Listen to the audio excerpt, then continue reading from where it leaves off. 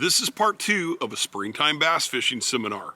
Make sure you watch it till the end to get some good information to help you be successful.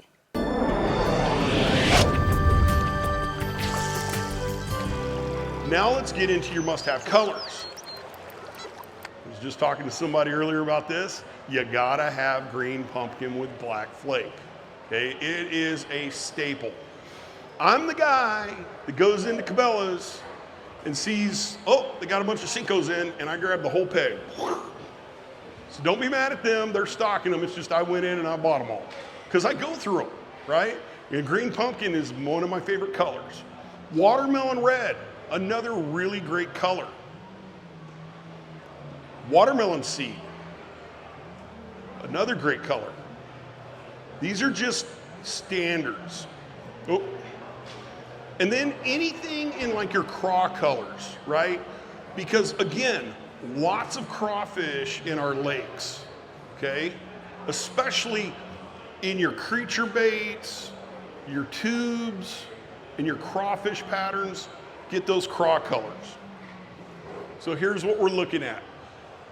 And I'm not on Strike King's deal and I'm not on Zoom's deal, but I really like these baby rage craws, okay? There's their 4-inch mini lizards, that's watermelon red, but great baits. In fact, the ones on the left, yeah, those are the 4-inch, so just cut off a little at the head and they'll work fine, Okay, here's my tube colors over on the left. And here's some of my baby brush hogs, and you can see over to the far right and maybe one right here in the middle. These are the finesse worms, super skinny, okay? Okay, so rigging this stuff. Here's your drop shot rig. Now this has the lizard on it, so we can see our weights over to the left, right? Got a little dropper. Your dropper should be somewhere between 12 and 18 inches. Play around with it. Is there any perfect length? No, there's not. Just play around with it, see how the bait actions in the water. I tend to run a little longer drop shot when I'm fishing suspended fish like in the weeds or in pads than I do when I'm bed fishing. I tend to go a little shorter on bed fishing. And what I'm doing is I'm nose hooking the lizard, okay? I'm nose hooking it. There you go, droppers. Here's a brush hog. Again, you can see the point of the hook coming out of the nose. I just come under the head of the bait and stick the tip just out of the nose, okay? There's a close-up view of it. Now this is that Mustad drop shot hook. You can see it's got the crane swivel in the middle, but then it's got a barrel swivel above it. And that one tends to get a little wrapped up when you're fishing and you catch smaller fish. Okay, so here's the craw presentation. Again, I'm hooking it right through the nose of the bait. I find that my baits last longer. I've had guys know how to bass fish, they show up to the boat, and they're rigging their own baits on drop shot. And some of them will take the hook, come under the nose, and push it all the way through to the top, and then lay the hook on top of the bait. And what I find is happening there is that whole bait's getting ripped off. It's ripping the head of that bait off, okay? So I like to go through the nose. Close up of that. Here's a finesse worm. Again, you're hooking it in the nose on those drop shot hooks. All right, creature baits. I'm rigging them Texas rig. That's how I'm running creature baits, okay? So here's our 3/0 round bend hook. Got my main line tied to it, and of course I have a bullet weight just above it. Same thing for tubes, Texas rig. Lots of Texas rig. And again, especially fishing beds, I want to go with as light a weight as I can. Do you ever peg the weight? I don't. No, His question, if you can't hear in the back, do I peg the weight? For Texas rig, I don't. Okay, Ned heads, Ned rigs. So lots of different sizes in Ned heads. I pour mine as well. And here are my colors that I'm running. Believe it or not, even though we don't have shad in our lakes, that white with the black and silver flake in it, man, that can be a deadly color during the spawn. I mean, holy cow. Most all these baits right here, this is Bass Pro Shop brand, okay? So how many guys like to fish Z-Man? Oh yeah. What's the problem with Z-Man? What? Yes. So Z-Man products, they're awesome, but they have Elastec in them. It's a chemical that doesn't like other baits. So when you fish Z-Man, you zip the package closed, put the package in its own container, a Z-Man container. You don't put it with your other plastics. At the end of the day, you don't store a rod that's got a Z-Man product on it with your other rods that might have a Zoom Lizard on it. Because if you do, you're gonna come back the next day and you're gonna have the biggest goop you've ever seen. It will melt all of your other plastics. Okay, that's why there's a warning label on their product. And if you read it, it says, don't do this, it's bad, right? Did you learn from experience or did you read the label? No, I learned from experience. Learn from experience. Took baits off, put it in my little cup, in my kayak, with about 15 other baits that weren't working that day. Come back the next day and they're all together. Yeah, so he learned from experience. He took baits off, put them in a cup with the other baits that didn't work, came back the next day and they were all goopy. Okay. This is what your Ned is looking like. If you haven't seen them in the water, they'll stand up and you just give them a little tickle. I like to call it a tickle, not a pop, but just give it a tickle. And that bait just moves and that tail just dances around like this. It's a pretty cool bait. Okay. What does a bed look like? A lot of people have an idea of what beds look like. And this might surprise you, but I've seen beds in as shallow as a foot, but typically look for them in about 2 feet. But I have found and caught fish off of beds that are 12 feet deep. Smallmouth especially, they'll make beds in 12 foot of water. The question is, because it's spring, now we have pollen, right? And sometimes we'll get cedar pollen, and it's on the water and you can't see very well. So we typically start looking for our beds in more shallow water, right? But if the water's clear, look for them. And what I suggest is if you see a bed, you go, holy cow, there's a bed right there. Because this has happened to me. You go, there's a bed, and you see the fish swimming off. Mark it or take a visual reference. Okay, this bed is between this dock and this dock. Just leave it. If you leave it for 5 minutes, that fish will be back on that bed. And you'll catch that fish. Guaranteed. Guaranteed.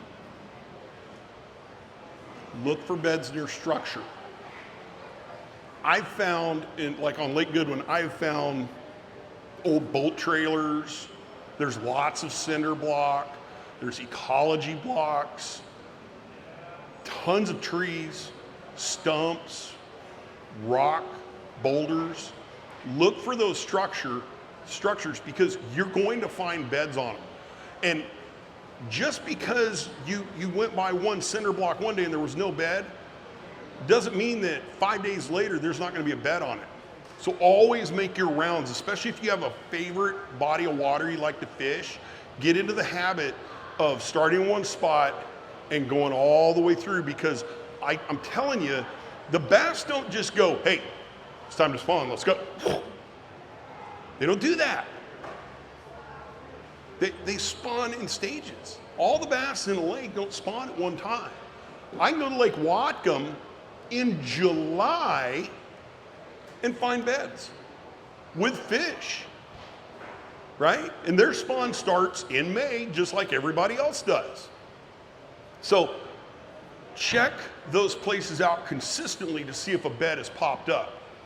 So here we go. Let's take a look. This is really the two types of bed colors you're going to find here in Western Washington. We have a dark one over here, and really what it is, if you take a look at the picture on the right, here's what it is. We've got a silty bottom, and that male has gone in there and he's fanned all that silt off to get down to the rock that's there, okay?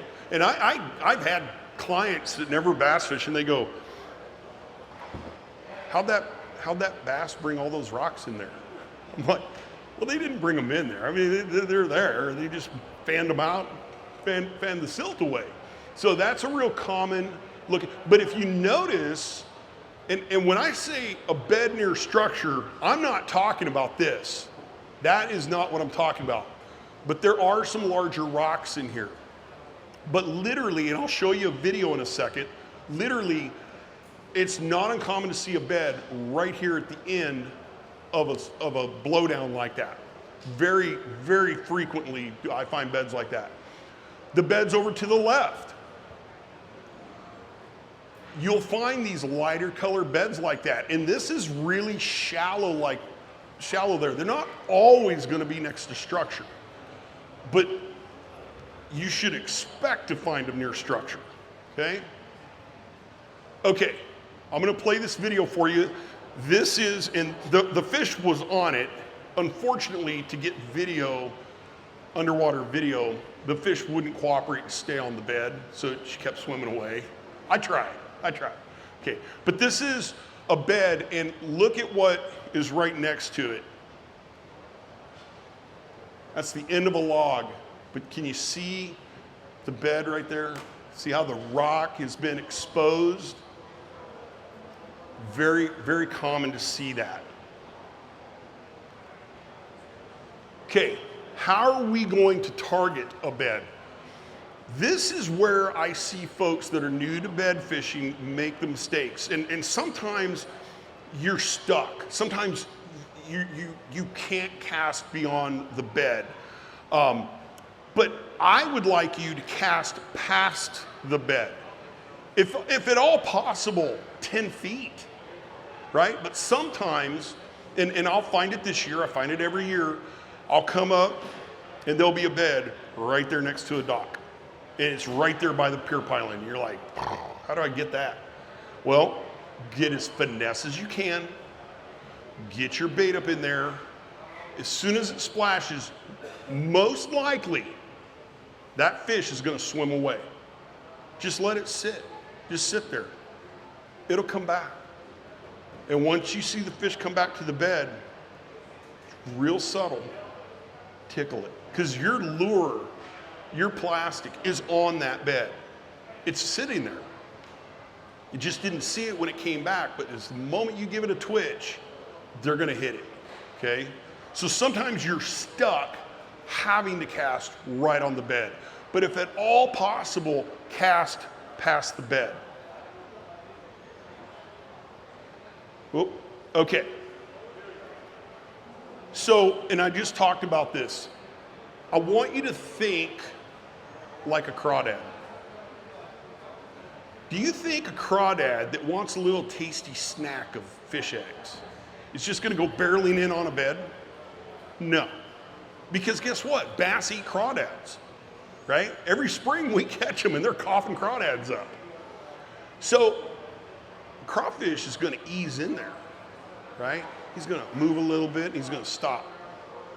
He's gonna be as stealthy as you can. And I want you to think about that when you're thinking about presentation, how you're moving the rod and bringing that bait into the bed. If you make a cast, if that trash can is the bed and I cast past it and I'm not directly lined up with that bed, I'm to the left or to the right, don't mess around, just burn it in. A fish isn't, I'm telling you, when they're on that bed, they don't want to leave the bed to go get that bait because the bait's not a threat and they're not eating while they're on the beds. So if you miss it, just burn it in and cast again, right? That's where you're gonna be the most successful. We talked about glasses. Okay, presentation. So use scent. I use a lot of crawfish scent. It's probably like I go through like 10 or 12 bottles a year, okay? I'm using the Berkeley Gulp Alive. It's a really good scent. A buddy of mine turned me on to it. I used to use the Bang, you know, the aerosol, you'd shake it up and spray it on there. I used that, it was good. But that Berkeley Gulp is really good. And you want to have several of these, if at all possible. Like I said, I'll have a lizard, I'll have a creature bait, I'll have a tube, I'll have multiple features, baits tied up, because the cool thing about bed fishing is they have short-term memory. So if I cast the lizard and I'm bringing it through the bed and they miss it, they don't like it, whatever, I put that down, I pick up the tube, and I put the tube. They miss the tube, put that down, grab the creature bait, throw it out there. They miss it, they don't like it, go back, get the lizard. Boom, fish on. Fish on. All you're doing is irritating them. They're gonna grab it. And it's really, really important that that you watch your line, because a lot of times, all they're doing is picking it up, taking it off the bed and dropping it. So watch that line. If that line starts to move, set the hook, set the hook. I like to start with my most finesse presentation, okay? And again, we just covered that, changed the presentation. Just talked about it. Okay, here's the important part. When you're fishing, you want to move the rod with your hand, not by turning the reel. This is huge. You're gonna take up slack, right? But when we move the rod, we're moving it with our hand and wrist, okay? Now I'm gonna have some video for you right here and give you an idea. Before I play this, let me tell you what is happening here. So in this video, and you can see this on my YouTube channel, I did a little thing about fishing beds, and it's actually kind of funny at one point of the video. But what I'm talking about right here is there's two ways to move the rod. One, you can move the rod in a downward motion, or you can move the rod in an upward motion. And again, I like to call it a tickle, because all I'm trying to do is put action on the bait without moving the bait from here to here, because that could be the span of a bed, okay? I'm just trying to move it just enough and then pause so that the bass is turning on it and hitting the bait, okay? Now, when do you know to go like this or like this? Well, here's the deal. If you don't know what's in the water, then always go up. Because if you're around wood or big rock, going up, moving the rod up for a tickle, you're far less likely to get hung up. Now, if you're in a sandy bottom, right, and the rocks are really, really little, tickle it down. Okay, does that make sense? Okay, here's the video. Casting over, there's a bed right to the right side. See how far back I went past that ladder? There's a bed right at the base of that ladder, right? And so what I'm talking about is how you action it. So, doing a little action, up, here's the up. If I was coming over a rock or a tree stump, and then I've got some action coming down if it was a sandy bottom. And you can see how little I'm moving. I'm just, boop, boop, boop, boop. That's it. I'm just putting a little movement on it. That's it. It doesn't take a lot. These pauses in between the movement, I think, are absolutely critical. I'm going to show you a video now. I'll bring it up so I can walk you through this. So right here, in this corner, there's a bed, okay? Right over here on the end of this dock is a bed, okay? So I've already cast up into this corner. I'm really tight. But look at, I'm now a little action and he's there. but long pauses. So here, I'm gonna cast. I've just cast past the bed, and I'm looking to my left. There's a lady on a pedal board. She's pedaling. And she's like, hey, did you catch any fish? And we're just talking. I'm not even moving the rod. I haven't moved the rod or anything. I'm talking to her. I'm telling her what's going on. I'm telling her, hey, I'll be down at your house in a little bit to catch a fish, and boom, fish on. This pause is critical. It's critical. I just hooked a fish, and I wasn't even moving the bait. I was just on the bed. Take your time, pause. How long should I pause, Doug? Man, if you could pause 7 to 10 seconds, that's good. That's good. Questions? It's a lot of information. None? That's amazing. All right, so listen, guys. I've got cards up here if you want them. If you're interested in learning a bass trip, look, if you want to learn from a guide or a charter and he's not willing to teach you, find somebody else, right? If you're struggling with something, you want to learn some stuff, I love to teach, and we can make it a fishing trip, or we can make it an educational trip. It's your call, it's your trip. You're paying for it, okay? The great thing is, you can go to my website, you can book yourself on my website. You don't have to call me up and give me information over the phone. I mean, you can, but prefer you not. But yeah, if you want to go out, let's fish, you know. I primarily fish lakes up north. I'm fishing Lake Goodwin, Lake Whatcom. Every now and again I get over on Lake Stevens, but some of these lakes, man, they get too much sport boat traffic, right? And it's like, it's not fun to fish in a boat doing this all day. I have absolutely the latest in all electronics. I have all Humminbird.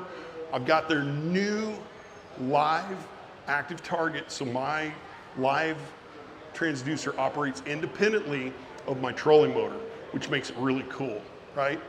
If you like to listen to fishing and the outdoors, stuff like that, I've got a podcast I started last year. Started episode 1. If you haven't heard it, it's pretty funny. I talked to my uncle about fishing, and the time he hit me with a lure in the back of my head, it was a good one. And then appreciate my sponsors and how they support me and allow me to present this kind of information to you guys. My YouTube channel's all free. I don't even have a premium account in there. I put those out there so you guys can be successful. I appreciate you coming and listening. I hope you have a great time at the show. Brad Hull's coming up next, and he's going to talk about crappie fishing. Thank you. All right, guys. That's a lot of information. If you missed part 1, make sure you go back and see it. If you like our videos, give us a thumbs up and make sure you hit that subscribe button. It doesn't cost you anything, but it lets me know how many followers I have and what type of content you're interested in. If you're interested in bass fishing with me, give me a call, send me an email, or text me. Until next time, thanks for watching.